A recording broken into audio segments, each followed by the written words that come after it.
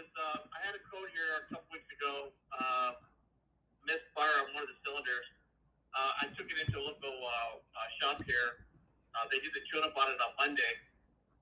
Changed the transmission fluid. I changed the thermostat on Sunday. They flushed out the system. Everything was fine when I picked it up. It was smoking a little bit this morning, so I brought it back in to have to take a look at it.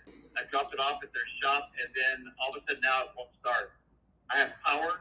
All the lights, all the indicators are fine. The brake pedal is hard, like it's locked up, but it won't turn over. No clicking, no nothing. Okay. Is the security light on or flashing by chance? No, in fact, when I turn it on, the lights are normal. All the lights, all the gauges come on. Ignition on, accessory on. Press brake and push button. Okay. And nothing.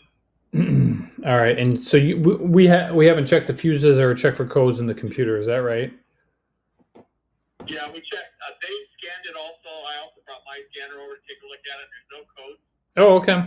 It's possible that I think this thing might have like a locked up module. You can try using a different key or a key fob. Does the key fob lock and unlock the doors? What you can try to do is if you disconnect the battery cables from the battery and rub the cables together for 5 minutes, and then reconnect them back up to the battery and see if that does the trick. Okay. Because sometimes one of these modules, they lock up, causing this problem. Yeah, I've never done this before. It's been running great all this time. Mm-hmm. I've never had an issue with it. Yep. And I've replaced both auxiliary and the main battery about a year and a half ago. And everything charges fine. All the voltages are fine. It's just all of a sudden today's first day it's just locked up like that. Yep. Yeah, I gotcha.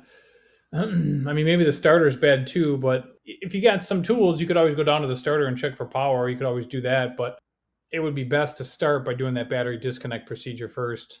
Okay. All right, let's see what we can come up with. All right, you bet. You're welcome.